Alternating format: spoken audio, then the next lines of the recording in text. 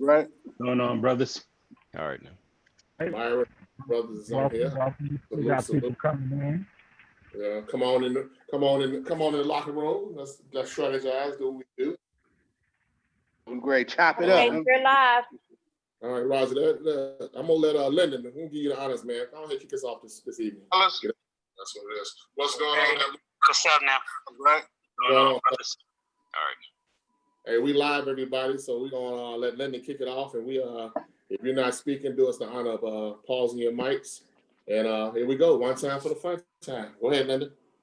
Well, I think we're kind of, hey, good evening, everyone. I think we're kind of really following up from last week in terms of, the Love and Basketball type series. And I think we wanted to, kind of make the theme of tonight is that, really when you're shooting your shot, don't foul out.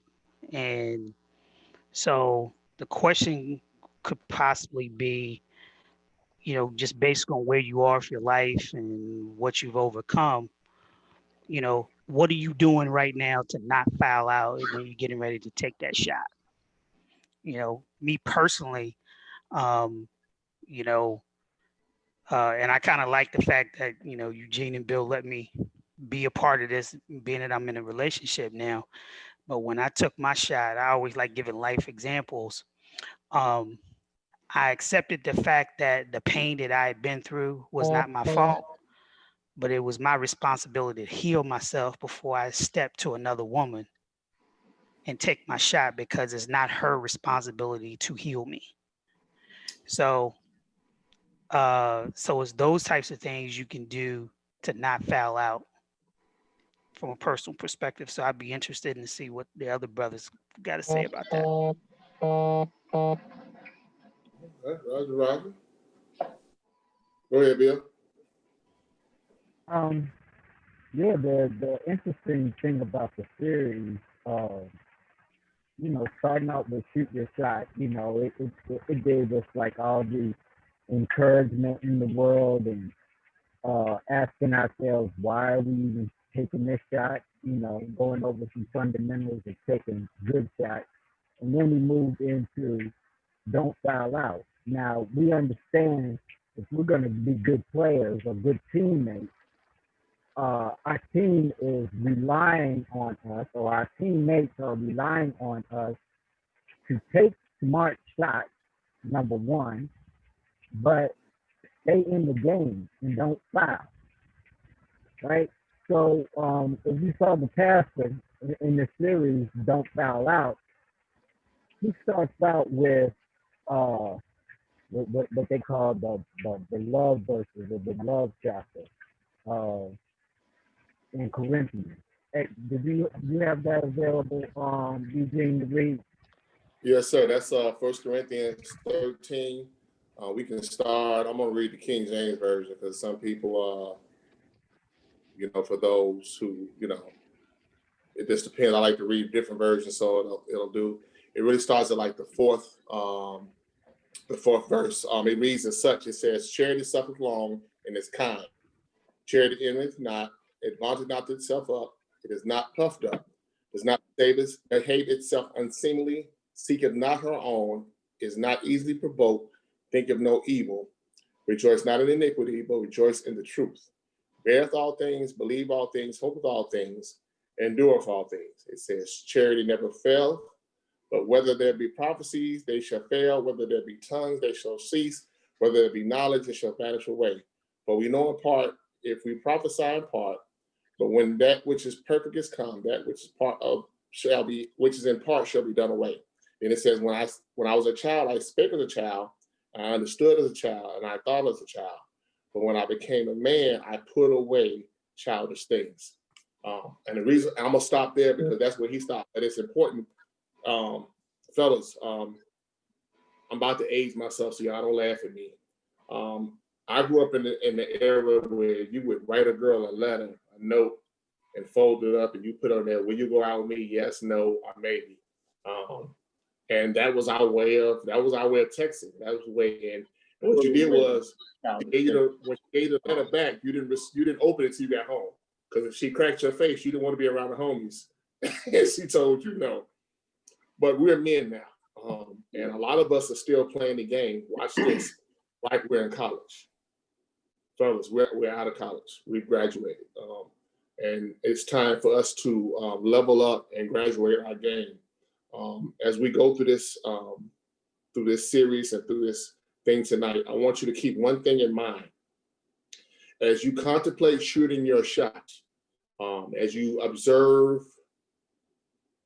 the young lady that you were interested in, shall I say, the team that you want to play on, there's something that he said that was very key. It says the outcome determines how you play the game.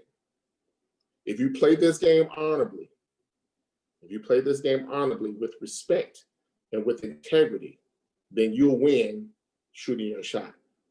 But if you come in this thing trying to play it as a child, playing immaturely, playing like he said, if you come in to play a pickup game, in other words, if you're not here to really play the game, and the ladies might be like, well, love is not a game, but actually it is. It really is a game, but it's an honorable game when it's done right. Life is a game, and it's an honorable game when it's done right. You can do some things that will put you on the path to greatness. You can do some things that will put you on the path to straight disaster, some things that will destroy you. But the bottom result is how you play this game. Like you strategized and you figured out, what do I need? Like, what do I need to get to this young lady? How do I shoot my shot? Like, what am I? Am I a 3-point shooter? Am I a dunker? Am I a perimeter shot? What's my game? But what you do is play your game and play it the right way. And I guarantee you'll win. But like it says, the outcome determines how you play this game. And if you play this game dishonorably, then that's what you're going to get. So I just want to, a couple of the fellas, hopefully you guys watch the video. I just want to know, I want two of the brothers give me experience, and I want you to be brutally honest where you played this game and you fouled out, and tell me why you fouled out and what you did to foul out. And what we're not going to do is be quiet, because I'll call your name out. Don't do it. No, as usual, I'm trying to give somebody else a chance. But I could think of one thing that I did, and I talk about it often. I talk about not holding the next person accountable and treating her like she's brand new. In my notes I took, he talked about the different types of fouls: offensive foul and defensive. Of course, and for defensive foul, he said brokenness drives decisions instead of love. Talked about insecurities. So your brokenness drives your decision making instead of you being healed and whole.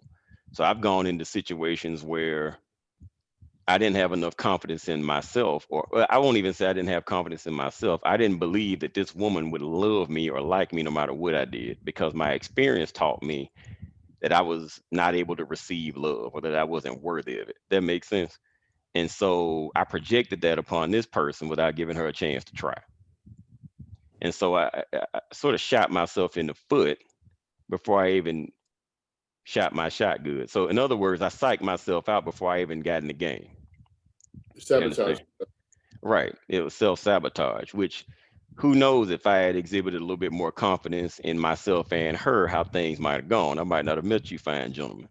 But that's one example I can speak to concretely. And that was actually, it was the worst pain I ever felt from a woman, because she wasn't right either, but some things I could have done differently too. And that set me on this path. It's like 10 years ago, and it set me on this path to try to just become mildly obsessed with self-improvement, just at least from the mental and emotional aspect. Healing is important for us. And I don't think we do that enough. And I don't think we do it alone enough. We'll latch on to a woman and sort of heal. It's almost like being a vampire. You heal off these different women and different experiences, instead of just going to our cave like we should and just heal up by ourselves and get ourselves right. So didn't mean to be long-winded, but that's the first example I could think of. Okay, roger that. Next. Go ahead, Mike. I see you pushing the button. You got something to say, sir? Yeah. Here we go. One time. I'm pretty much about the same as Brett. Since my divorce, I've tried to get myself back into the game. Being married for a long time, it kind of it it it puts you on a different mindset. So as we're getting older, we start thinking, do I still have it? And I put myself out there and just literally, uh, I traveled. Yeah, I mean, I passed the ball got passed back. I got plenty alley oops thrown to me, and I just looked at them go by. So it's been plenty opportunities where I've had a chance to get back into the dating game, but I just each time I just messed it up. It's either something I've said or something that I've done, that completely just turned everything around. So during that time, I took myself out the game, coach. I needed time to physically heal, and most importantly, I needed time to mentally heal. And if I wouldn't have given myself that amount of time to actually heal, I would have been taking wounds into a new relationship and then taking my frustration out on the new love of my life, whoever she may be. So at this point in time, I really haven't, actually tried to shoot my shot, but just pretty much just being in practice, when it's time to get in the game. Hey, Roger that. All right, Reese Ruffin raised his hand. Go ahead, Reese. Let me hear your points.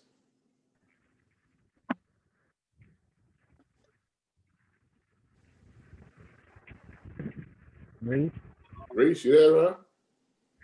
I did it by mistake, man. I'm just coming in. Okay, Roger that. All right, anybody, give me one more. I need one more to kind of give me a situation where they they didn't play the game like they should have and they fouled out and how that affected them.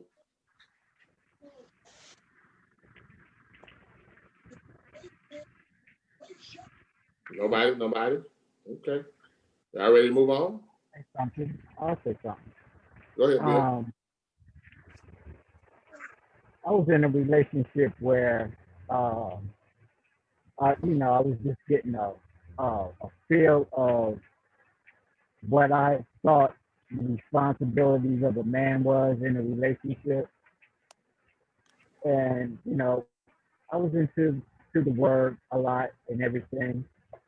Um, there's a point in time in the video that he talks about. Um, it's not what you say, but how you say it, right?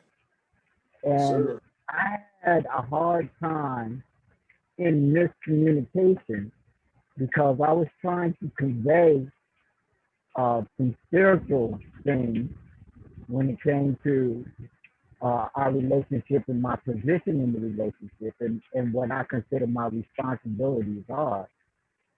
But the way I presented them came off wrong. And, I was, there was a point in time where, she wasn't getting it and I was trying to come up with different analogies and everything to break it down so that she can understand. And she still just wasn't getting it. And I was confused on whether or not she was saying that she just didn't get it because she wasn't down with what I was talking about. But that frustration came out in me trying to say something that was righteous in a unrighteous way. And I became indignant about it. And I started feeling, getting real stressed out with myself after some of our conversations about these types of things. And I started feeling sick. Like it really started to affect my body and how I was feeling and my sluggish moods in the morning and stuff like that. So I had to take a step back and reevaluate how I presented this thing. So in that way, in that relationship, I found out by, trying to do too much and presenting it wrong. Okay, well, there was a something, and I hope I don't step on Linda's feet, because I know it said there was a point that he got that he wanted to speak on. So I pray I don't step on his feet. But I just want to say something to you, Bill, and something to all the fellas. There was a one point that really blew my mind, and I think this is something that hinders us as men. Sometimes you have to relearn how to communicate. You have to go back, and because sometimes we in our minds we might think we're actually saying it the correct way. But again, like you said, there's tone, timing, and temperature of how you say it. Because sometimes you can say something to your significant other, and you might mean it one way, but your tone will kind of relay a different message, and that will take that conversation the wrong way. Or one of my most famous sayings is, "Everything is not expedient to say. Some things you have to hold your tongue as much as you." And anytime somebody say, if you hear somebody say this to you, I don't mean to say this, but I ain't trying to hurt your feelings, but I want to make you mad. But, well, that's exactly what you're getting ready to do. If you have to put a but in that conversation, then that means this is going to take me somewhere that's going to make me uncomfortable. So I want to appreciate the men for their transparency. I think the next thing I want to do, we always talk about, here's a good point. We always talk about the things that we do wrong. We always talk about, well, I did this wrong, I could have did this better. But he said something that punched me in my mouth. What are some things, brothers, that we need to stop doing? We always talk, well, I need to buy her flowers, or compliment her, or send her a good morning text, or, make more time for her. I need to do this. But, and I'm talking to the fellas as well. I don't want to talk to the ladies, but there's a point that I want to talk to the ladies about before we get off this meeting. But right now, fellas, give me 2 or 3 fellas, especially if you watch the video. What are some things that you think that you need to stop doing that will prevent you from fouling out? Because some things, our behavior is what makes us foul. Our aggression is what makes us foul. Our frustration is what makes us foul. Our fear of failing makes us foul. So what are some things that we can do, stop doing, to keep us from falling out of this game? And I tell you what I'm gonna do, because y'all not gonna play me like this. I'm gonna need go ahead, Linda. Go ahead, I see you. Mind if this kind of struck a chord with me. One of the things that that myself has done, and I've seen some other brothers do, they get themselves into a position where they start to doubt their self-worth and what they can bring to a situation. A lot of times men get themselves into a situation, and then they hear all these lofty expectations thrown at them, and they say, well, oh, am I worthy enough to get to this level with this person? I tell my brothers all the time that I deal with, know your worth, then add tax, and that's what you bring to the table. So getting back to Mike, what he was saying, earlier, I'm glad you took the time to heal, because once you take that time to heal and become more confident, you really start to learn what your self-worth is. So what I would say is that a lot of brothers out here, including myself, and I've done it, tend to doubt their self-worth. And I know when I stepped in my situation, I got myself to a point where I knew the value I could bring to her life and what I was bringing to the table. So my little 2 cents right there. Roger. Go ahead, Rob. Let me hear from you, bro. All right. To piggyback on Brother Lyndon, with the self-worth, if we're talking about fouling out, I think I create offensive fouls to foul out of the game. And what I mean by that is sometimes I don't allow a woman to love me, and I don't know how to accept that love. And what I mean by that is that she's giving her all, doing all the things that she feels is not only right, but she's doing like the right things that I actually need, as in the love language and whatnot. But in the past, I never knew how to accept that. because I didn't get that emotional love in the past that I thought I needed and deserved. So I didn't know how to accept it. I didn't know what it looked like. I didn't know what it felt like.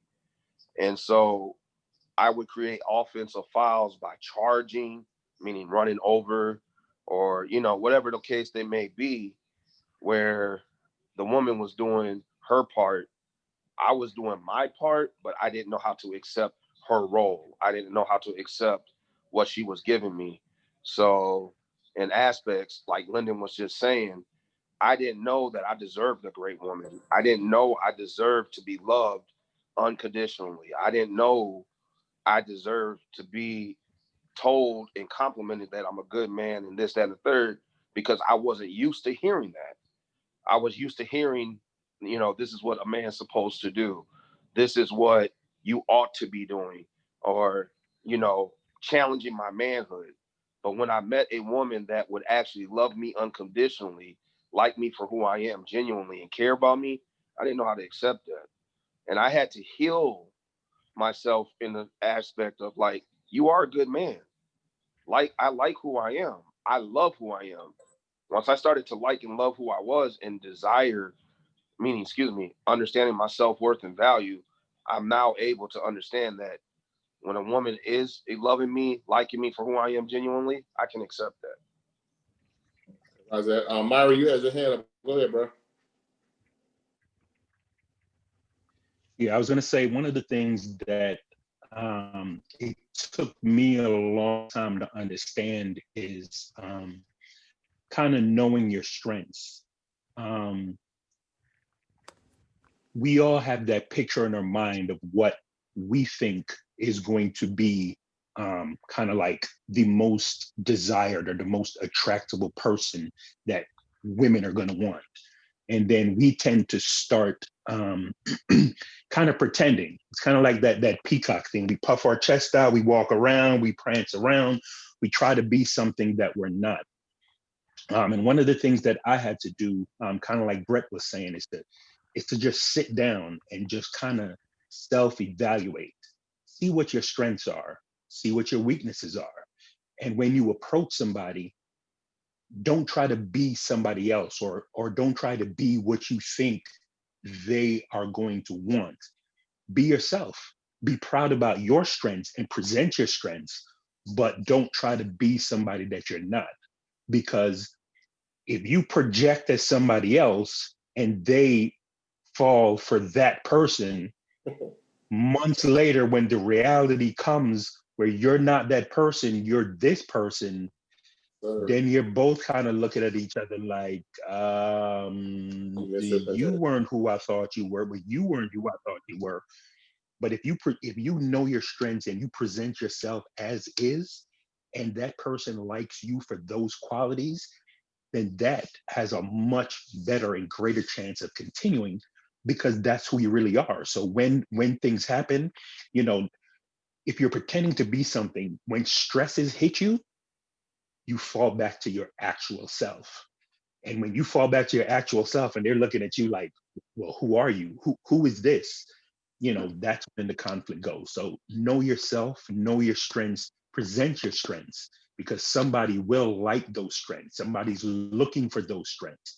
And that's when the match is made. And that's when, you know, things have a much better chance of being good. And you don't foul out by realizing, oh, nah, it's not Steph Curry, it's really Seth Curry. I mean, he's still good. He's still good, but he's not Steph. Right. You know what I mean?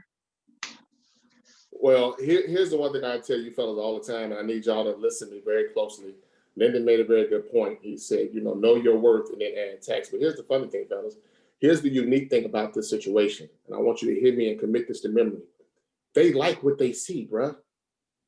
You don't have to be nothing else.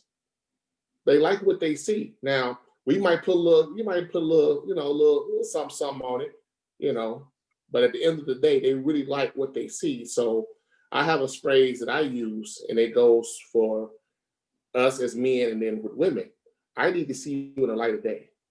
Like, I know when I came to pick you up and took you out to dinner, oh my God, you was delicious. I mean, you was looking good. You know, the hair was hidden, makeup hidden. Like they say, you was snatched, face was smacked. You was good. But I want to see you on Sunday morning when you wake up and you didn't work all week long and you tired. And you know, I want to see you, you know, when you be in a good mood. I want to see you in a bad mood. I want to see you in light of day. I want to see how you deal with stuff. Because let's keep it 100, fellas. And the ladies, I know y'all hear me, so let's keep it 100. They send their representative and we send ours. And then as the game begins to play, we begin to peel back the layers to find out who we are really dealing with. And that's the thing that's crazy. You know, I'm gonna make y'all laugh for about 30 seconds. Remember that movie, I'm Gonna Get You Sucker? Dude was at the club, met a girl, she was fine as made wine. Good old Sherry. She got to top it off. Nails, eyelids, hair. The last thing she popped off was her leg. You know, he thought she had a nice little onion. She snatched the onion out, threw it to the side. Took a little fake, she had the padded bras, took that out, threw it to the side. And he's sitting looking at her like, who are you? So let's not do that, man. And in relation to what Myra was saying, we do that all the time. But fellas, you don't have to do that anymore. You don't have to do that anymore. Yeah, Rob, that cherry at the bar, I got a joke about that. A collegiate trick that I learned in college about a cherry stem. But y'all fellas, the real fellas know what I'm talking about with that cherry stem. It takes me less than 10 seconds, but we're going to move on from that. But anyway, like I was saying, getting back to this game, he says something that's amazing. I don't like the phrase, fellas, that's a question for me. Do you believe in the phrase falling in love? I need somebody to answer that question for me. Do you believe in the phrase falling in love? I don't think we fall in love. I believe we grow. My boy, I was down. I chest bump you right now, boy. Go with that. Go with that. I do know in the beginning, there's that infatuation stage. I like you a lot. And as time goes on, you start to you start to develop some feelings. So that's what I mean by not falling in love, that we grow to love each other. And then eventually it'll get to loving each other unconditionally. Man, Rob, man, Mike, that's, oh my God. Dude, that is so amazing. That's exactly what I'm saying. And the reason why I said that, because he made a statement in the show. He said in his sermon, he says, most couples don't fall out of love, they foul out of love. And the reason why they foul out is because, like you said, you come in the game and you all infatuated, but as these fouls begin to happen, if you don't have that foundation, as these fouls begin to happen, it takes stuff away from you. And I don't want to jump ahead because there's some things they talk about. If you keep fouling, there's some steps that are going to happen. So I don't want to jump ahead of that. But it said, like I said, most couples, they foul out of love. In other words, that's what I mean by what do we need to stop? Because sometimes there's some things, if you would just stop doing some things, then the fouling would stop. But because we don't talk and listen, and I hear you now. Listen to this, fellas. When ladies are talking to us, and the ladies are going to feel me on this, when ladies are talking to you and they're having a legit conversation with you, fellas, I need you to do me a favor. I need you to listen and not listen defensively. I need you to listen to understand. And once you understand, I need you to implement a plan to make sure whatever infarction or whatever foul, whatever she's talking to you about, does not happen again. Because a lot of times, if we keep it 100, we listen to respond, but we don't listen to understand. We'll sit there and listen and go, Oh, she said that? Okay, And then as soon as it's like loading the gun. You take the clip out, and every time she says something, you put a bullet in there, okay? Yeah, And when she finished, now it's my turn. But that's not what it's about. That's not how this game is played. That's playing the game dishonorably. I'm not saying, and there's been some times that you have conversations with, your significant other, with somebody you're in a relationship with, and it can be very uncomfortable. But the best relationships in the world have those uncomfortable situations. Perfect example, you're playing basketball, and you got three fouls, and you wanted to stop players. But the coach pulls you over to the side and say, you know what, Lennon, I got to sit you down, dog. You kind of aggressive. I need you to calm down. I need you to breathe a little bit. And you're like, well, coach, I'm on fire. I'm in the zone. Yeah, but you fouled. You might be in, oh man, but coach, I love her, man. I'm ready to marry her, but you fouled. You're doing stuff to hurt her. She's telling you you're hurting her. But because you're in such a zone, you're fouling her. So come on, get on some of this. Come on, sit on this bench for a little while. And I need you to reevaluate. I need you to kind of like sit back and think about what you're doing. Sometimes Go ahead, Rob. Sometimes you don't even need that when you're fouling. Like sometimes the coach need to pull you to the bench because you not only need a breather, but you just need to watch the game and observe what's going on. You know what I mean? And I think at times, man, we're trying to think, and this is just me. I ain't gonna say, I'm not gonna generalize. I think sometimes it's like, well, either I'm gonna win or she's gonna win. Nah, we try to win together. You know what I mean? And so at some point, I do need to go sit on the bench and just analyze the game, watch what's going on, watch, the game as it's being played. Then I could put myself back into the game and see how the flow is going and better equip myself so we can win together. You feel what I'm saying? Yes, sir. That's definitely. So here's a question for you fellas. Another point he made. When you're playing basketball, the fouls you're committing against somebody who's not on your team. But here's the crazy things. In relationships, you're committing fouls on somebody that's on your team. Be it offensive, defensive, flagrant, technical. Like you're fouling your own teammate. He made a statement. He said, and sometimes you don't know it.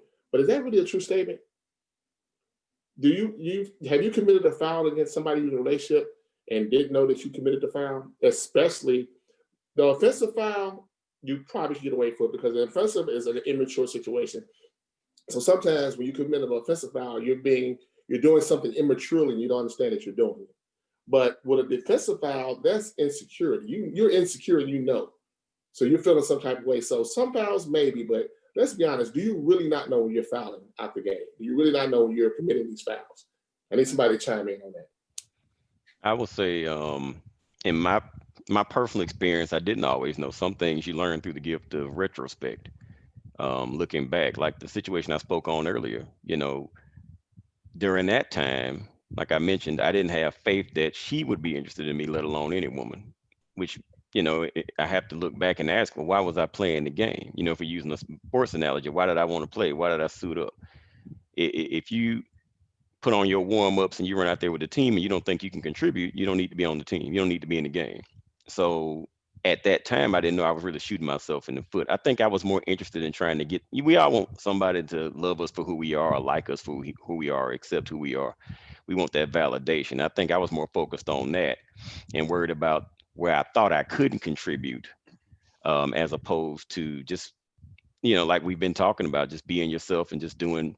Yeah, because in retrospect, I think this woman liked me as a person, and I think I should have just kept being myself. But at that time, I didn't realize I was committing these defensive fouls. So I think there are cases where, you might not realize it. In the case of, which I'm going to my notes here, in the case of technical fouls and flagrant fouls where it'll hurt. Yeah, I haven't done that, but I know what happens. That's a case where, it's going to hurt. You fouling that person because you did it on purpose. So, we have to.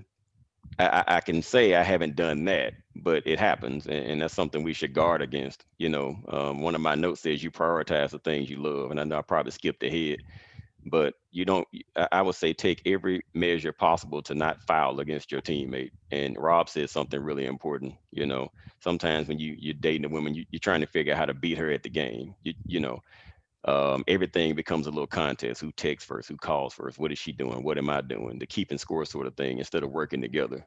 So we have to lose that competitive mindset with regard to our relationship partner. View her as a teammate. Let her contribute now, but don't get into this game where you're trying to outdo her or see what she's going to do, and just sort of torpedo yourself. So, but yeah, I think some cases when you're fouling, and sometimes you just don't. That's true. Because Lennon just typed something very key. This is not a competition, fellas. In the game of love, if you lose, she lose. If she lose, you lose. So trying to compete with each other. That's not what we're doing. It's like DJ Khaled said, all I do is win. And if I'm winning, you winning. Martin said it. When I blow up, you blow up. We don't go against each other. There's so many times where you have to, when we say we add, like, what value are you bringing to the game, or what value you bringing to me? Like, what are you bringing to me? Like, I really want, like, if you can't be with somebody that you want to see them win, and I'm not just talking about with you, I'm talking about with their own self. Everybody on this, every one of these fellas that I'm seeing, I'm looking at right now, has a purpose. You have a destiny. You have some things that you're doing. But here's the amazing part. Here's where we mess up at. Stop going out here and getting arm candy. Stop going out here and getting cheerleaders. You need to get you somebody that is a purpose partner. Somebody that is going to partner with you. And I'm gonna use Linda's favors for vet this person. To find out this person is your purpose partner in purpose, you have to vet them. You have to find out what their thoughts are. Like, talk to them about what your visions are, what your dreams are, aspirations, and the same with them. Because sometimes you might not match their purpose. And there's nothing wrong with saying that, you know what, I came to try out on this team and it's really not, this team does not fit what my style of play. Instead of trying to force your style, that ain't the way I play. And, perfect example, I believe it was the movie with Nick Nolte. When they were talking, when he went out and recruited Shaq and all those individuals, and he, old boy said, you know what, coach, I don't know if this is gonna work out for me because I'm not used to playing this kind of defense. I'm not used to running this offensive. So he's like, I don't know if this fits me. But you can't, just because something does not fit you at that time does not necessarily mean you're not equipped for that team. Sometimes you have to sit back and reevaluate and, like I said, find out what your strengths are. Because everybody's not going to be a superstar on the team, but you'll be able to contribute on the team that you're playing with. So I want to hear from some other fellows. I hear from the same core of individuals, but some other fellows I would like for y'all to step in, and then hopefully and preferably you saw the video, and you can kind of give me some of maybe a point or two of what you learned from the video. And then whenever you get ready, let me know. Once we get to your point, I'm sure you'll jump in and be like, yep, there it is, and interject. So let me hear from somebody else that watched the video and something that you learned from the video. Go ahead, fellas.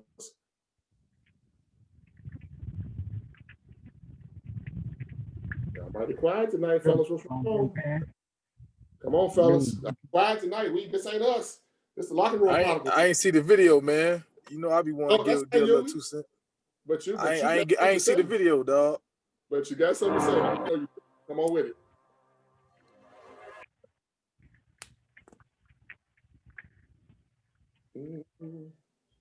Right, did he? Oh, okay. Bill, what you come on, y'all. This ain't us. Come on, we gotta do better than this, fellas. Let's talk up. Even if you didn't see the video, I know you could talk about what we're dealing with right now. So, well, okay, was there a general question at the start of it, because I came in late? Well, here's a general question. As you know, we've been talking about shoot not shot. Right. We're living in the era where with this COVID, it's really kind of hard to make moves and shoot shots in person. So we got this technology where we shoot shots. But we've been talking about what it means to shoot your shot. Now we're talking about what happens when you actually shoot your shot. Mm-hmm. Now the game is don't foul out. In other words, don't shoot your shot and then ruin it by fouling out of the game because of your characteristics, whatever the case may be. So I asked the question earlier before you got on. What are some things you can talk about that you actually know that you did that made you foul out of a game before? Oh, well, I saw Whitney put a comment from a young lady made a statement, and it's true. When you get into my personal experience, I knew mentally going in that I wasn't really looking for nothing serious with this potential person I'm thinking about, right? And knowing that up front, you can only fake it for so long for the real you come out, like y'all said. You know what I'm saying? Right. So then what happens is usually happens after you sleep with them. The dynamic changes, and then that person attaches more to you, and you spending your time trying to detach from them. You know what I'm saying? And that's very toxic behavior. I learned that the hard way when the tables turned and it happened to me. You know what I'm saying? Spent my trying to win this girl over, doing everything I can to win this girl over because I liked her so much. But you know, the valuable lesson was like if you truly ain't on that, and somebody show you that they in a different space you in, you gotta respect that, let that person go by their business, just like you would want somebody to do the same for you. You know, and you know, we at the age now. You know, I think everybody grown enough to know. You know what real effort look like. You know what I'm saying? You know what it's supposed to look like. You know how you know your emotions. You know how you feel, and either way it go, you're gonna be exposed either way if you're not 100 with yourself first. You know, in these situations. You know what I mean? So, because you know you can only fake it for so long. You know what I'm saying? And then you know if you find yourself trying to put out the win a woman over, you eventually gonna get drained because you ain't gonna have no more left. So if she don't like you for you, you know what I'm saying? Then you know you gonna be frustrated. You gonna have this woman there, but you ain't gonna have enough to give her. She gonna leave anyway, and she gonna pick who she want. You know what I'm saying? You can choose somebody else, but they gotta choose you too. Can I add on something to that? Yeah. Go ahead, Linda. Yeah, so you know the brother made some real good points there, and you know when you get to the point where you have really found your self-worth, and then you're in this vetting process, and you're going through. Sometimes you have to, and so let me just forgive the brothers. I'm kind of a blunt person.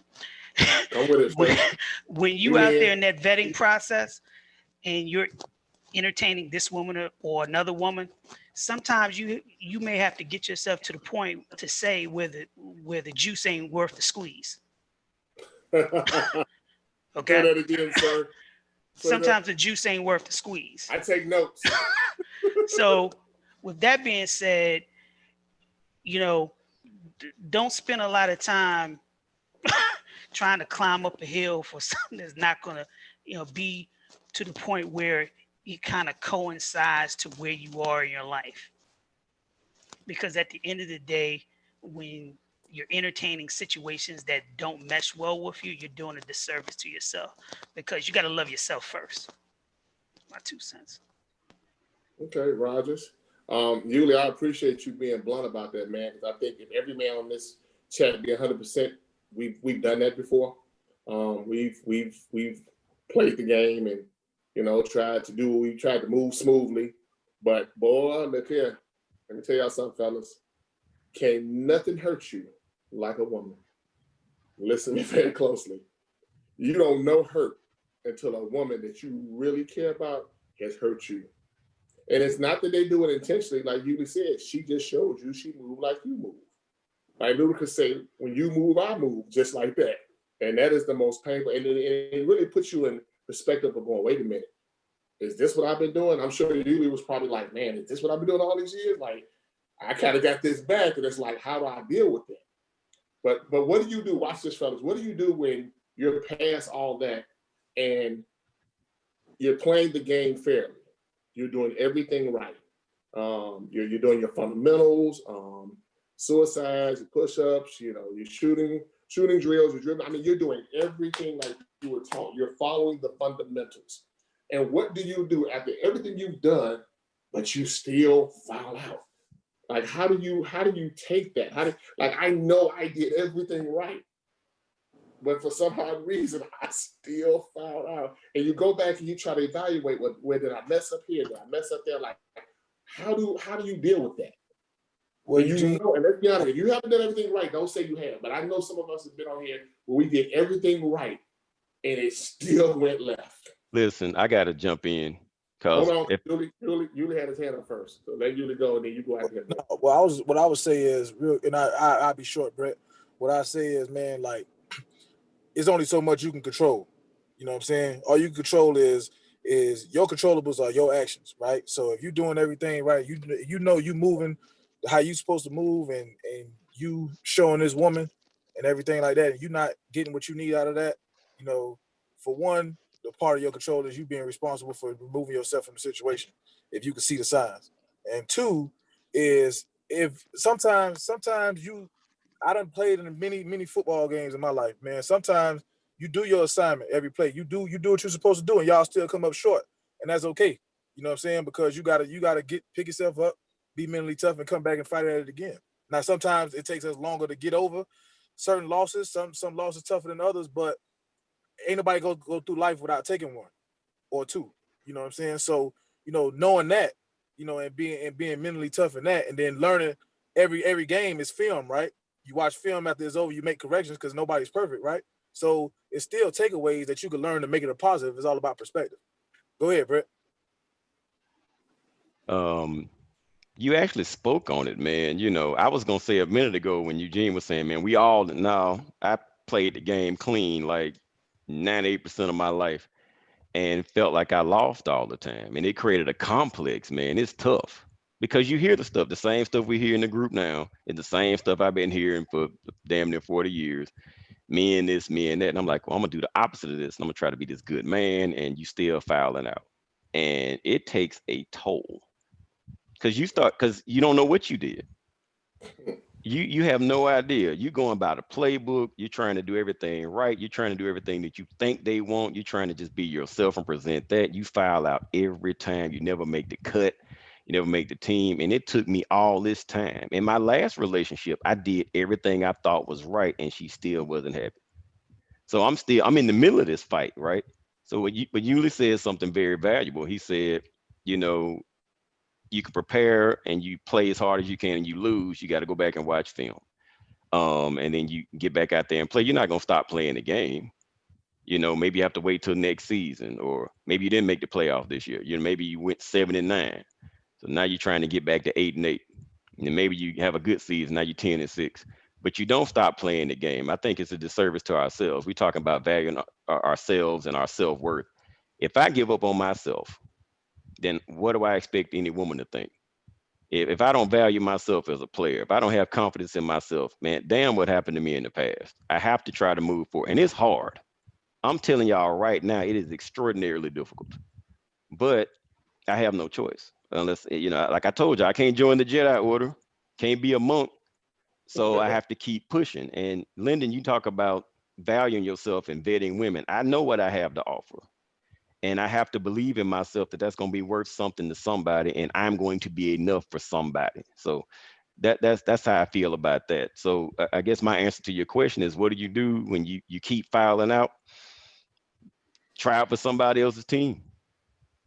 There's 30 some teams in the league. Keep trying. There's more than that. There's more leagues. You go overseas and play. Whatever you got to do. AAU league, playground. Yeah, because You know. guess what? Every team that look good to you ain't good for you. Right. But you got to also think about what Yuli said, though. Yuli said something profound. He said that you got to study game tape. You got to study and prepare yourself. Even when you study and prepare yourself, the game's not going to go how you think it's supposed to go. So you have to be able to make coaching decisions, or better yet, plays. Yeah, you got to make sure you can make plays while the game is going on, no matter what's thrown your way. So even though you prepare yourself, you've seen tape, you've seen the defense, you've seen their star players, you've seen everything. You go into this game thinking you about to blow them out. Next thing you know, they come up with a transfer student out of nowhere, dropping buckets or whatever. And you know what I'm saying? You, like Brett just said, you still got to play the game, but you adjust to the game as the game goes along. Right. Go ahead, Myra. Myra had his hand up. Unmute, bro. Unmute. You muted, bro. Unmute your mic.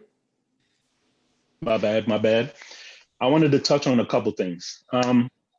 The first thing is we have to get past this mindset where if you do everything right, you're going to win in the terms of getting the person that you want. I mean, in the long run, you'll win by doing it right, but it doesn't mean that you're going to get everybody that you plan or you want to. Sometimes that person's not for you. I mean, if you look at the greatest, if you look at, the games that Jordan played, came down to the wire, he didn't make that last minute shot every time. Sometimes it didn't happen. Sometimes the other player made a better play. But you have to understand that you can do everything right and you still don't get that person. But all that means is that person wasn't for you and there's somebody else that's there. So you can't you can't stop playing, you can't stop shooting, because the next game is coming right up. The next person is going to be there, and you have got to get that shot out of your head, get past it, or else you're going to be a perpetual loser. You're going to have to get past that moment, regain your confidence, reload. Like Yuli said, you might need to look at game tape, evaluate what you did, realize where your mistake was, or realize where something was, realize what you could do better, and then go on the attack and use that knowledge and try to make the next one. But you can't give up, you can't get down on yourself. You just got to understand that sometimes it's not your moment. Sometimes it's not the person. Sometimes it's just meant to be that way, but you just got to keep being prepared for the next one. And before we got, I think we got 3 people that want to say something, but I want to say something real quick.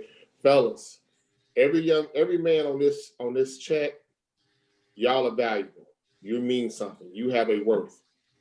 You're worth something. So I hear it a lot, and it really gets to me, because I think nobody's a worse critic of themselves than myself.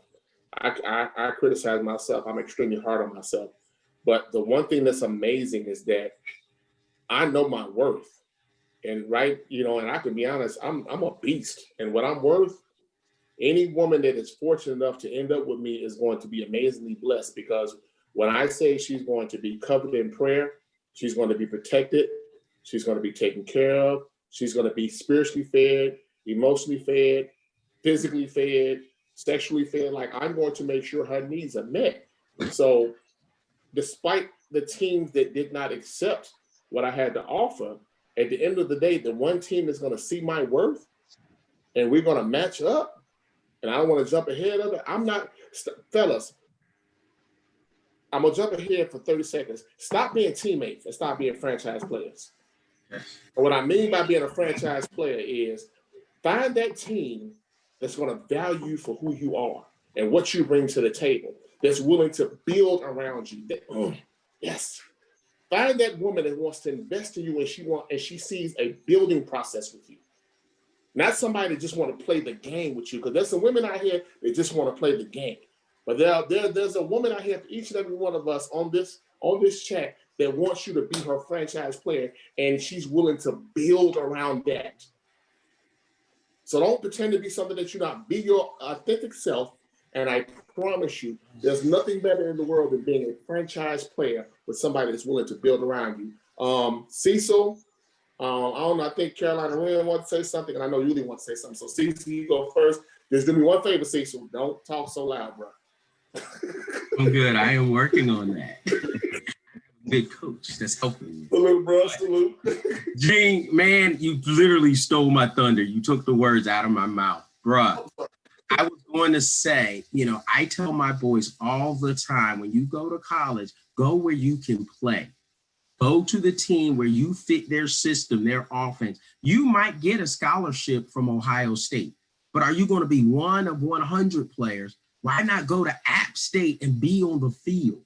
Be the starter, be the guy, like you said, they're building around. You're an intricate part of the offense or the defense. You're their top edge rusher. Whatever they do, they have you in mind. I tell them for my team, don't just be a starter. Don't just be a player on the team. Make plays. When we translate that to dating, make plays. Make sure you're the guy she's thinking about when she wakes up in the morning. You're the guy she texts when she can't sleep at night. You're the guy, I remember Music said it a long time ago. I'm not worrying about anybody else on the world. As long as she talks to me. Biggie said, from the grin, I'm in.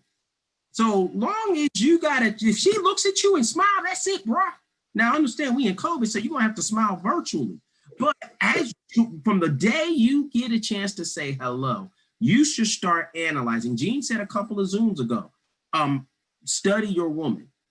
From the moment she gives you her number, you study everything you can about her, because here's where you want to win. We always say, I did everything right. Yes, but no. You did everything right in your mind.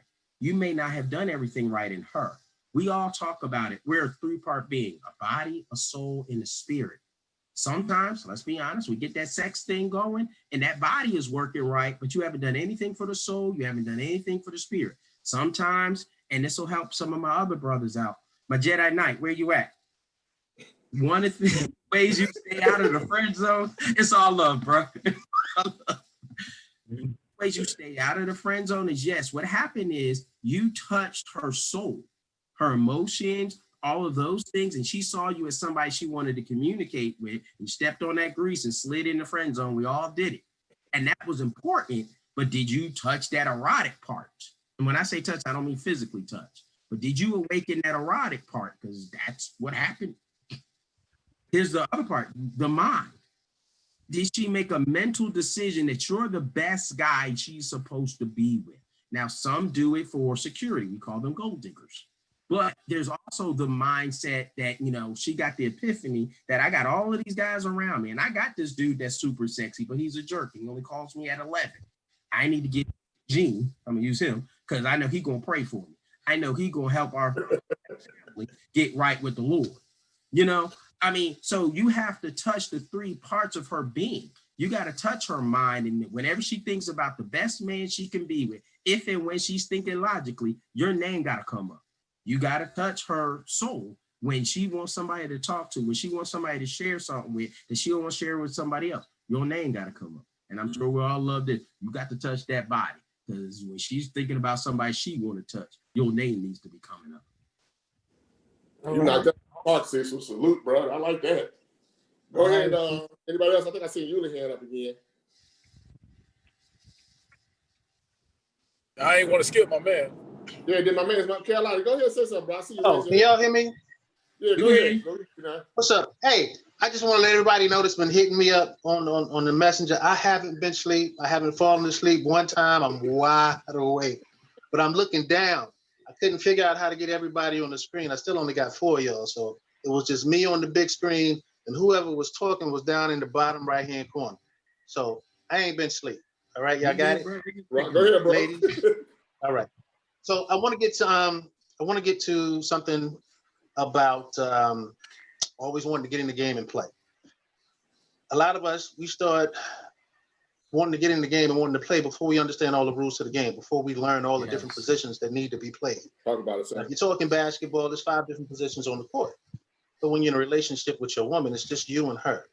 So you don't want to necessarily just be a player. However, you have to understand every player's role.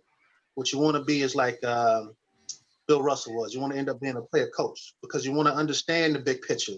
And then you want to be able to fill every role it is that needs to be filled when it needs to be filled. But otherwise, you're going to be a specialist. You have to play your role the best way that you can. And you have to practice. You can't just get in the game. People always want to think that they have to be perfect. Well, practice never makes perfect. Practice makes permanent.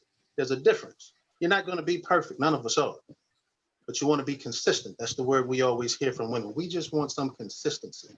And it takes practice to do that. And we have to, I think we always, whether we know that we've committed a foul or not, I think that we should know. Because if we're doing the ball handling drills correctly, if we're doing the foot movement drills correctly, we know what the feet are supposed to do. We know what the ball is supposed to do. And when we can't get it done, it's our job, as the pastor said earlier, just to pass the ball. That's what you got a partner for. You got a teammate. You have to be a better teammate. You only need to be the franchise player and the superstar when that's what the team needs. Otherwise, just fill your role and allow those other individuals or that one individual on your team to fill his or her role. That's all I have to say. Roger that. All right, fellas. I see the juices are flowing now. They dropping nuggets now, man. Yeah, they are. Check this out. Here's something that was very powerful that he said. He said fouls are a sign of immaturity. No matter what they are, defensive, offensive, flagrant. Flagrants are the most disrespectful though, because when you do a flagrant foul or a technical foul, technical is when you get in your feelings. You do something you know you ain't got no business doing. Flagrant foul is something that you do that you know is going to be disrespectful. You know it's going to cause damage, but yet and still you do it. That is the most despicable thing. And then, like I said, once again, you're like Carolina said, you're in a relationship with one person. So when we foul in our fellas in this game that we're playing, you're not fouling against another team. You're fouling against actually yourself. And then the reason why I say yourself is because is this somebody that you pick to be with and somebody you want to be possibly your mate? when you do the things that you do, you're hurting them. And if you're somewhere down the line trying to make this person your significant other on a covenant relationship, you're hurting yourself. Mhm. So not to really to keep doing what you're doing and keep getting the same results, and then you get upset. That's on you, bro. You know what you're doing is wrong. You know what you're doing is bogus, but yet you keep doing it. But you don't change the narrative.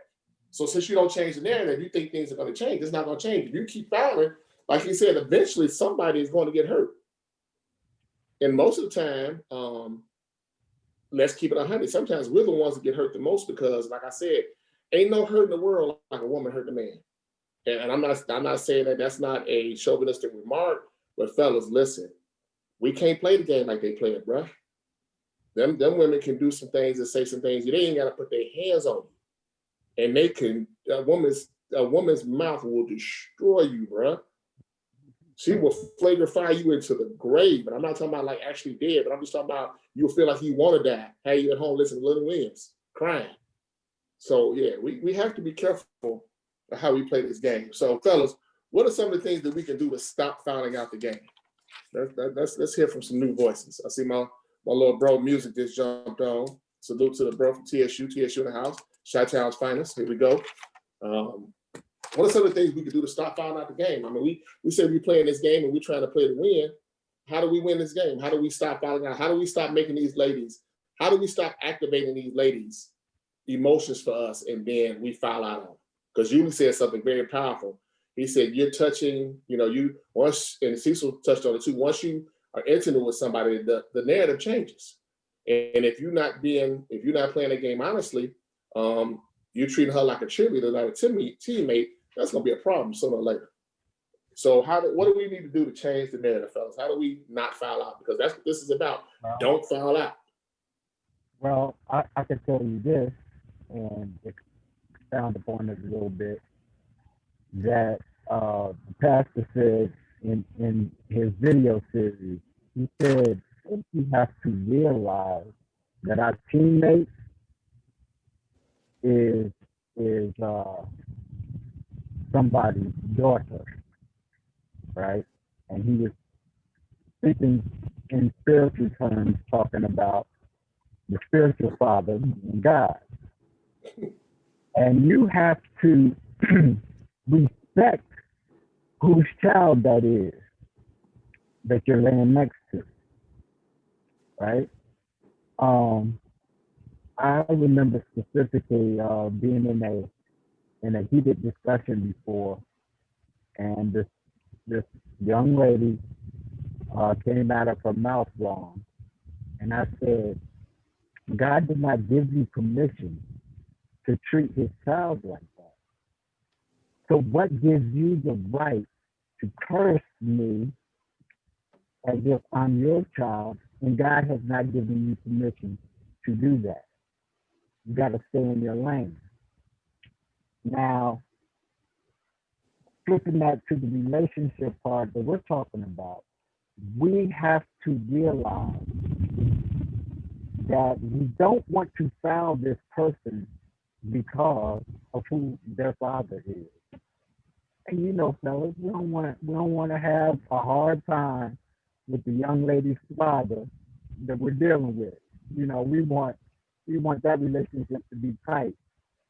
You want the father to know that I have your daughter's best interest in mind and I will take care of her. You don't want a contentious relationship with the father. So we have to be mindful that we don't want a contentious relationship with the father by how we act towards God's child. And that will help us stop committing some of the fouls that we're making. Quick question. How many fellas on here have daughters? Have daughters? Daughters. How many fellas on here have daughters? Okay, I see quite a few. I'm about to ask y'all a real rough question. I think you already know what it is. Can your daughter bring home somebody that acts like you and you accept that? Yeah, right. Absolutely. Honestly, let's keep it 100. Yes, sir. Okay. Absolutely. Myron, okay. Mike, you saying with you? 20 years ago, I would have said, hell no. Hell no, not 20 years ago. 20 years ago, Exactly. I would have said, hell no. But the man that I am today, yes, I can definitely respect. The reason why I asked that question, and this does not absolve the fellows who have sons, because you want your son to go out and represent you and the things that you've instilled in them. You know, the women are a very precious commodity. And, you know, I have 5 daughters, and I pray that I've instilled enough to my daughters so that when they bring home and say, you know, Dad, this is so-and-so, he wants to marry me, or he has enough nerve to say, Mr. Coleman, can I talk to you? I want to marry your daughter. And I need to know that he's going to take care of her. And that's kind of what we're doing with this. Like, fellas, we need to prepare ourselves so that we can, you know, I know this is the Singles Lounge, but I mean, we desire to have mates. And I want to play this game the right way. I don't want to keep losing at this game. I don't want to keep jumping in and out of situations. Like, we're too old for that. Like they said on Bad Boys 3, Bad Boys for Life, we got more years behind us than we got in front of us. So what I'm trying to do is get us to understand, man, that we've been doing some things wrong. We've been going about this thing wrong, and it is my prayer that we kind of, as men, we can start recognizing some of the things that we're doing. There were 4 points that they made about this falling out. He said, number one point was the game keeps stopping. In other words, you're in a relationship and you have a thing called rhythm and flow. You know, you're good. You know, y'all dinnering, y'all going out to dinner. You're having fun. You're growing in love. You're getting to learn each other. You know, you're taking trips together. You're doing this, but every once in a while something happens, and then you have to have that uncomfortable conversation, and it stops the game. You commit a foul, the game has to stop. The referee blows the whistle, flagrant foul, offensive foul, and it stops the game. Then what happens is, as you keep fouling, the second point he made was the team suffers. In other words, your relationship begins to suffer, because one thing about a woman, she does not forget what foul you committed against her. She's not. She might forgive you, but she's not going to forget it, because here's the point. If you do it again, that's going to be a problem. It's going to be a problem, because we discussed this and you did it again. We discussed this and you did it for a third time. So that's the second point. The third point is when you do it so much that eventually somebody's going to foul out. In other words, somebody's going to say, you know what? I can't do this no more. I'm out. I'm gone. And they're going to walk away. And the first thing that you walk away or they walk away, the first thing you want to do is, what did I do wrong? And then, like you can say, you got to go back and watch the game tape and kind of evaluate the mistakes that were made. But the final point, which was really what I'm trying to get us to understand, when you don't play this game the right way, somebody's going to get hurt. At the end of the day, somebody is going to get hurt, be it you or be it them. And that's not the life we're trying to be about. Lyndon, perfect example. This man is in a very healthy relationship. He did the honorable thing in the beginning. He told us, look, man, I'm gonna have to bow out, fellas, because I'm in a relationship. I'm sure him and his lady had a conversation. And he's like, you know what? I'm respect what my lady say, because this is my teammate. But I thank God that maybe they talked about it, and you know, he's like, well, I'm gonna at least be an advisor, or come on and kind of still work with the brothers, but let them know I'm off the market, so I'm not looking for nobody. So I respect that. And it would be a wonderful thing for all of us to be able to eventually say, you know what, we're no longer single, or we're in relationships that we're trying to move on and elevate. But that does not mean the locker room chronicles stop. Does not mean we stop doing it, because now that we're in relationships, now we got to do what is conducive to maintain those relationships. So right now we're searching for those relationships. We're getting involved, are shooting our shots to see what we can do to become in a franchise moment, a franchise team, and really find somebody that we can build and grow with. But once that happens, we still got to grow, brother. We still got to build each other up. We still got to learn, hey, now we might not be single no more, but now we're engaged. So what does it take to maintain that engagement? And what's the next level of marriage? The thing that we have to understand is one word I want you to put in your mind. And if you're not putting this in your mind, then we're wasting our time. In this day and age, when you're dating, let's start dating with intentionality. You got an intention. Don't just be out here, like you would say, wasting people's time. You have to date with purpose. Everybody's not going to flow with that, because some, let's keep it just like men want to be out here, do what they do.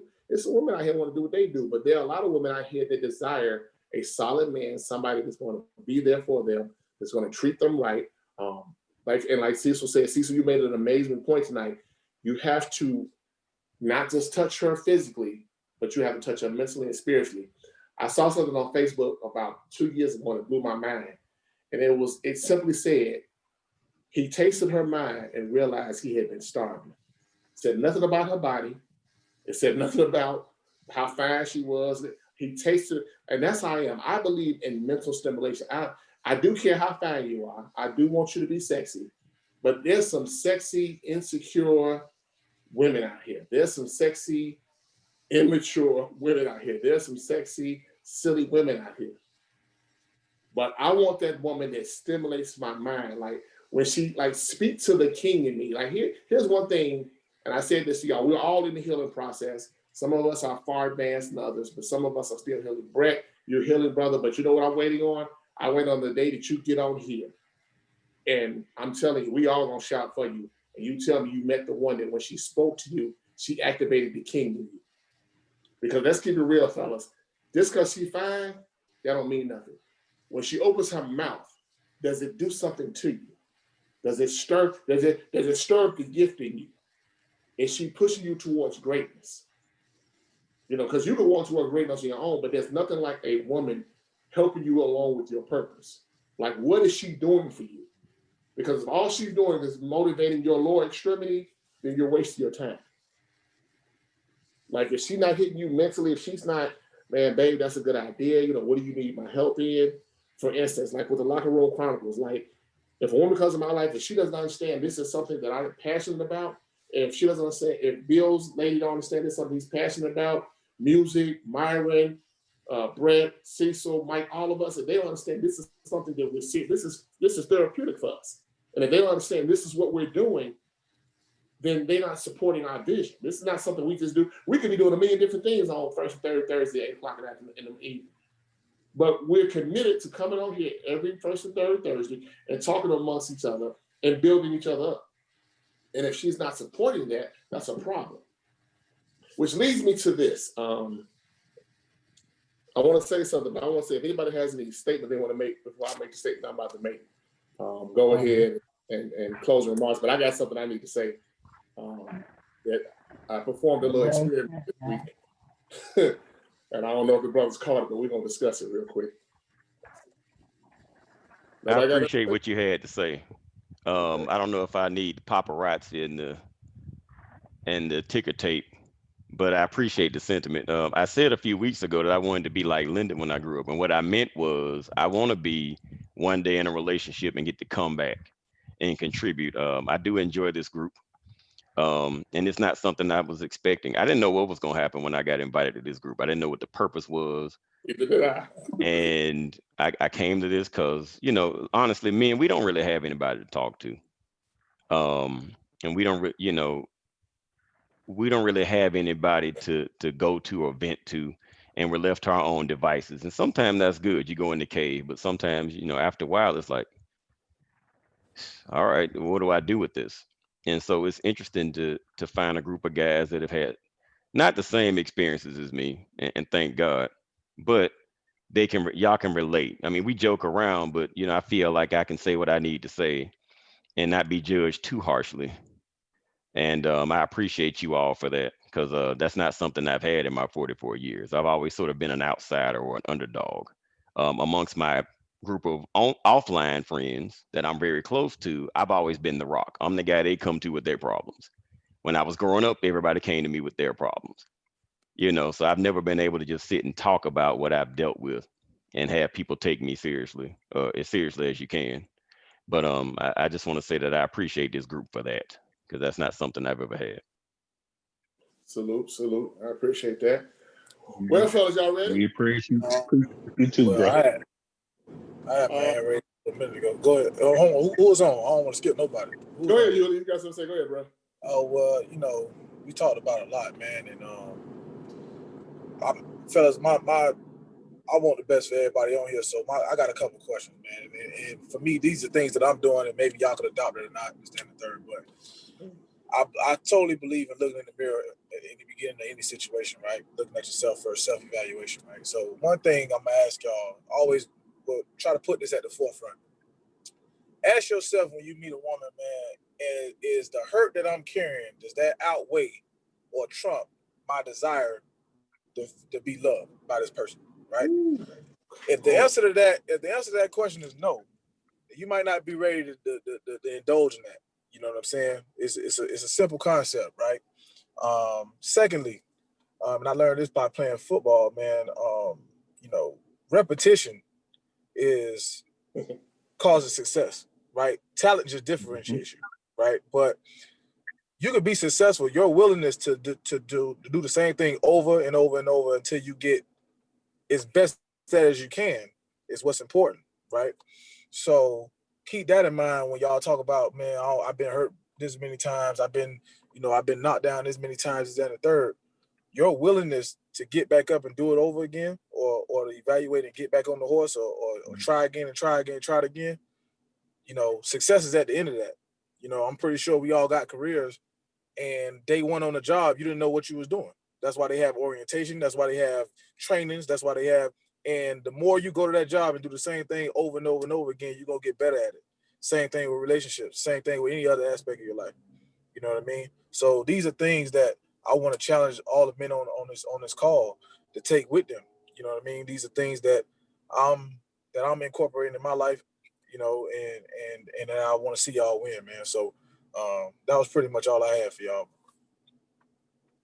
Okay. One more. Anybody else? Any other statements? I think we're gonna close this out appropriately. At the end of towards the end of his sermon, he made a statement when you're talking about the tone and the temperature and the timing of things you say. There's a scripture in the Bible that talks about seasoning your words with grace. Something happened the early part of this week, and it's so befitting that we talk about this. That word grace is a heavy word. Fellas, and I want you to hear me well. This post has been on our page quite a few times, but I saw it this week and I read the comments under it, and it really blew my mind. It's a pictation of a young man who is broken. He's in puzzles, and he's a black man, and there's a lady behind him with the pieces, and she's putting the pieces on him. She's putting him together. And it reads, if he's a good man, respect his hard work, support him through his struggles, love him. And I began to read some of the comments. Oh my God. I'll be honest with you, it kind of got under my skin. It really got under my skin because it's amazing how women want a set amount of grace extended towards them, but they don't do the same. I have a saying: you can say and do whatever you want to do to me, but you cannot respond. You cannot control the way I respond to you. So what I did was I sat there and I thought about that, and I said, you know what? I tell you what. I said, okay, I'm gonna use my mental. So I went and I wrote, question of the day: if a man is willing to stand by your side as you're healing spiritually, mentally, physically, how does that make you feel? When I tell you the I don't even know how to describe it. When I tell you the words of grace and the sounds of cymbals and choir music and oh my God, this will be amazing. As a matter of fact, I tell you what, let's one time for the fun time, let's read some of this.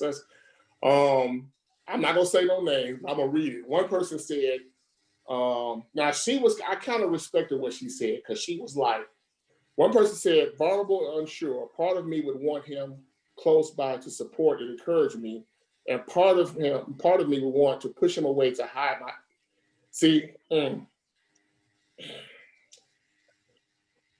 okay, let me get through this, because this hits home to me, because this really irritated my soul.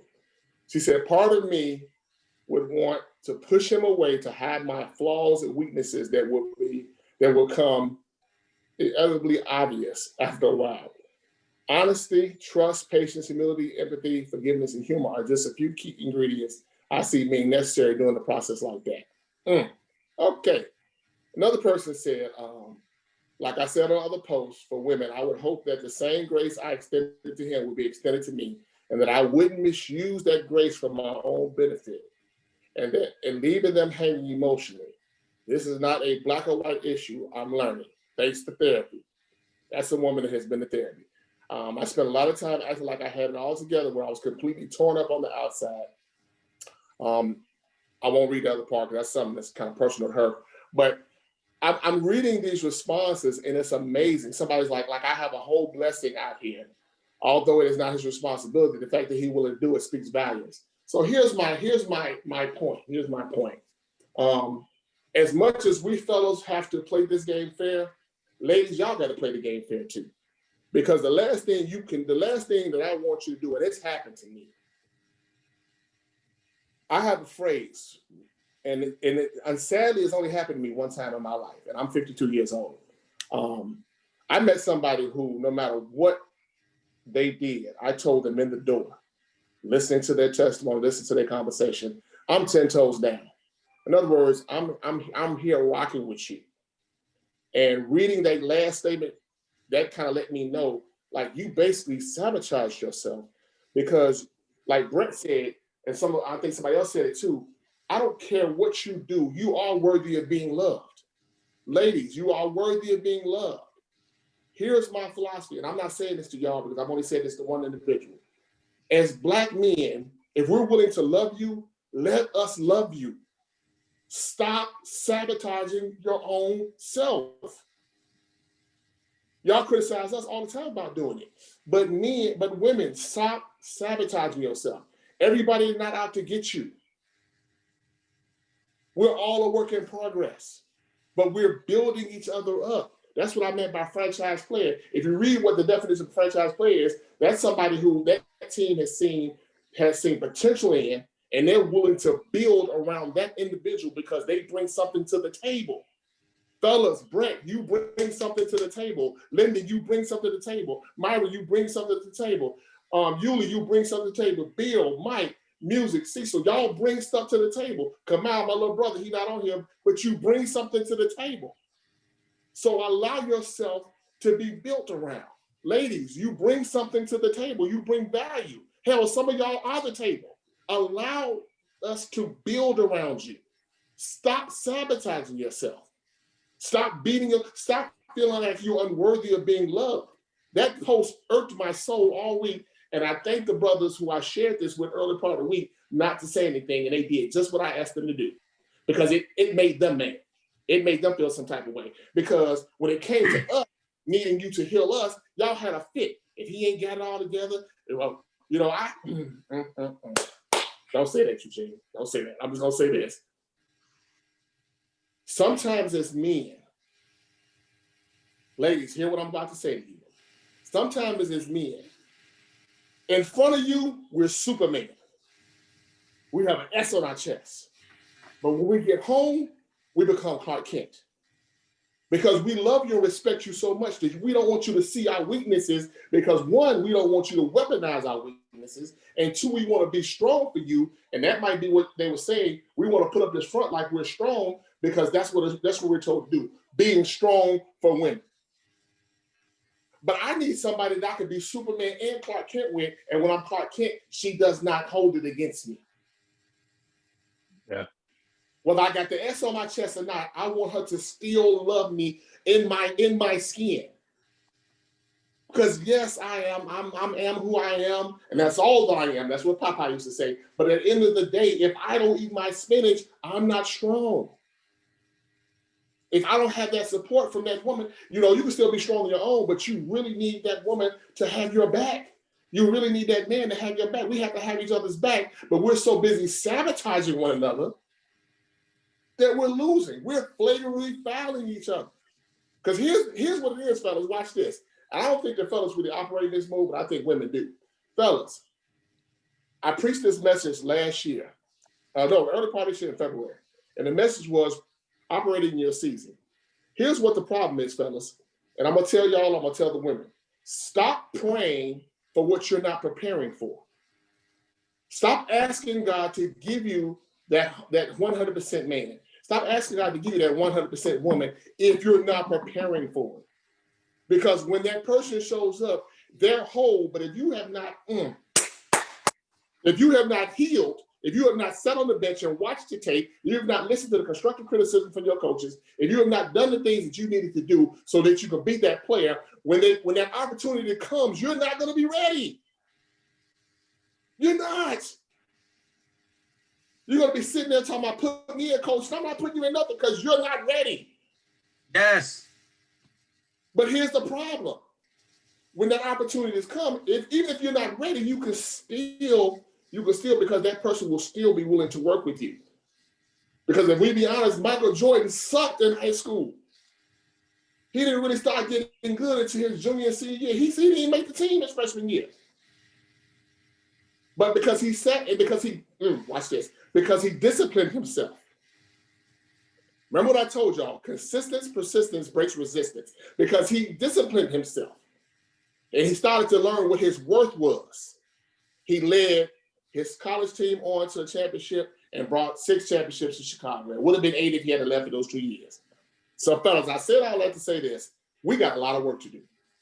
That post right there lets me know that the Locker Room Chronicles and the Velvet Room is important. So, ladies, as you converse in your Velvet Room, I need y'all to get it together and encourage one another. Because the brothers we gonna build. I'm responsible for every brother on this Zoom and those that are coming. I want to see y'all win. I want to see y'all the announcement. Man, I enjoyed y'all, but I gotta leave the lounge because I done found that one. And don't come back. I don't want you to come back. When you find that one, I want you to, because like I said, we ain't got that much time. We got more years behind us than we got ahead of us. So I want you to find that one. But listen, ladies, I'm saying all that to say this. The same grace that you want from us, we deserve that grace from y'all. Because we're just as afraid and we're just as stressed out as y'all are. But you know what? Here's what I'm gonna say. This will be my final analogy. I'm in this ring with you, baby. I'm not fighting you. We back to back fighting the world. We're not face to face fighting. We're back to back. So I'm not gonna foul you. I'm not gonna flagrant foul you. I'm not gonna get my feelings and technical foul you. I'm not gonna run off and leave you, because that's what offensive foul is. When I'm so anxious to be who I want to be that I run off and leave the very person that means the world to me. Defensively, I'm not gonna stop your shine either. Whatever it is you want to do, I support your dream. I support your vision the same as I would want you to support mine. So that post right there, the bottom line is grace. The same grace that y'all want from us, we I'm sorry, I hate to say it like this, but we demand the same grace from you. It's only fair. It's only fair. And that's my soapbox. I held that for a whole week because I couldn't understand that. I could not understand it because y'all was so sweet. When y'all was receiving, oh my God, y'all was the sweetest thing in the world. The love that y'all was showing on that post. Oh my God, that would be wonderful. Lord, where is he? Blah, blah, blah. I mean, y'all was just in love. But then when it came to us, really? Listen, Black Lives Matter. Let me stop. Because we dying in the streets. I shouldn't have to be assassinated by my queen. I shouldn't have to be assassinated by my sister. Come on, we're educated Black men and women. I should not have to worry about you. You're supposed to be my helpmate.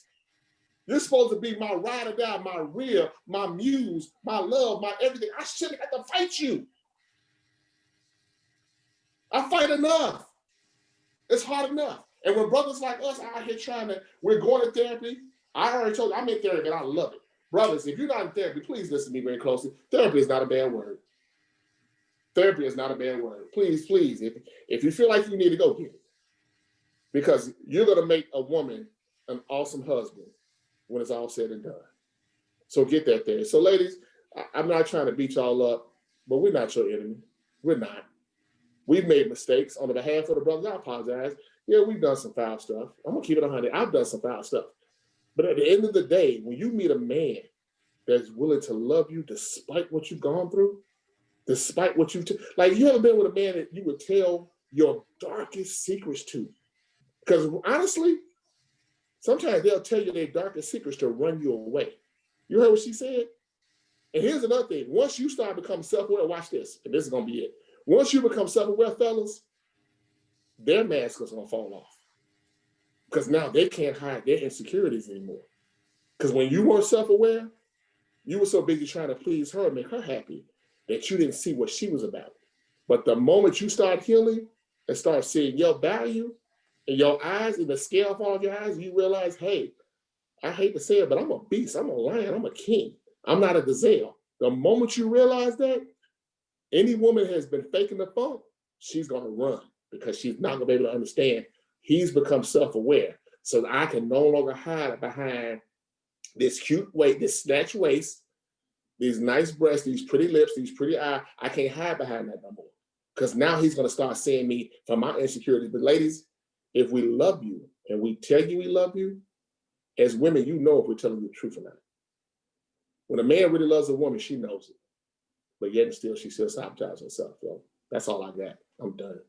Stop fouling out, ladies. Just like fellas stop fouling out, ladies stop fouling out. Better yet, stop taking yourself out the game. Because that's what y'all doing. So I'm done. Y'all wrap it up, whatever y'all want to say. Any closing remarks? Do we pray? I'm going to pray. I'm just waiting I'm waiting on the closing remarks. If there's no closing remarks, I'm going to go ahead and close this out in prayer. Oh, God. Dear Heavenly Father, we just come to say thank you. We thank you for this evening. We thank you for this locker room meeting. Lord, most of all, we thank you for grace. It was your grace that died for us on Calvary. It is your grace that keeps us. It is your grace that wakes us up every morning.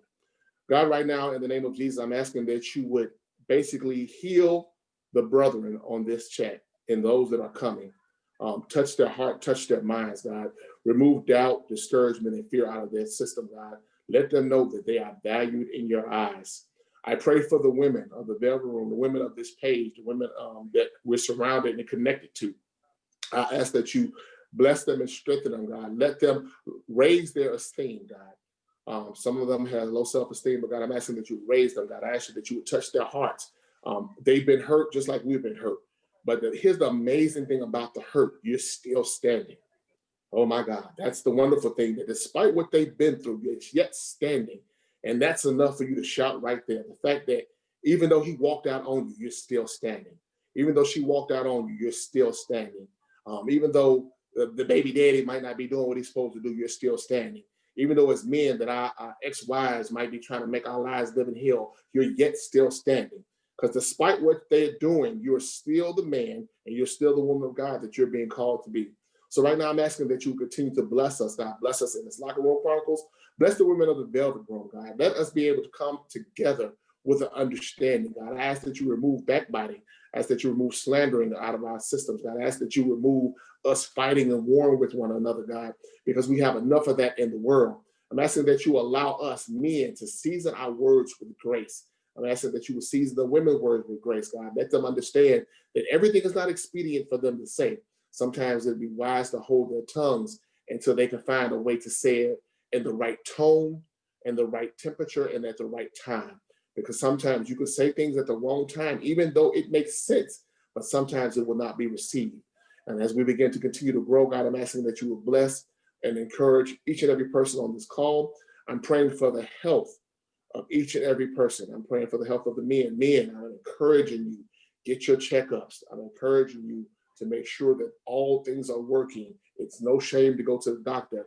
I want you to reverse what they're saying about Black men, that we don't like to go to the doctor. Men, schedule your yearly checkups. Sometimes if you have to go twice a year, schedule those. Ladies, make sure that you keep up with your physicals. I want you to be healthy mentally, spiritually, emotionally. It is important because when we come together, those that are looking for wives and those that are looking for husbands, and we come together as kings and queens, we want to be healthy on all aspects. We want to encourage one another. We want to pray for one another. We want to build each other up. And now, God, as I close this out, I want to thank you for this opportunity of ministry. I pray for each and every individual, one by one, name by name. I ask that you would keep the hearts of the brothers on me. That allow me to, if it means waking me up out of my sleep, to pray for them, God. Make sure that there's a concern in my heart for them, because there is an unction for me to see them win, God. I want to sharpen them. The Bible declares as iron sharpens iron, so do men sharpen one another. I want to encourage and build these brothers up and let them know that they are somebody and that they bring value to the table. Ladies, we thank you for standing by our side. We thank you for being our counterparts. But understand, this is not a competition. We're all on the same team. So God, teach us how not to foul out, God. And when we meet that significant other, God, teach us how to love them. Teach us how to love her. Teach the women how to love the men, God. Teach us how to do what is done, to, do in the right way that you would have us to do it, God. And after all of that, God, we know if we put you in as the referee, and we know if we put you in as the coach, God, that we know we will not fail because we do not want to let you down. So with that being said, God, I ask that you keep us, God, as we leave this place, but not your presence. Let the sweet community of the Holy Ghost rest, rule, and abide on us until we come together again. In Jesus' name we pray. Thank God. Amen and amen. Amen. All right, brothers. Amen. I love you. Salute, ladies. I wasn't trying to be hard on you. I love y'all. Hearts, the Kevin Hearts. I love you. So y'all be breezy, fellas. See y'all in 2 weeks. Y'all boy be safe. Salute.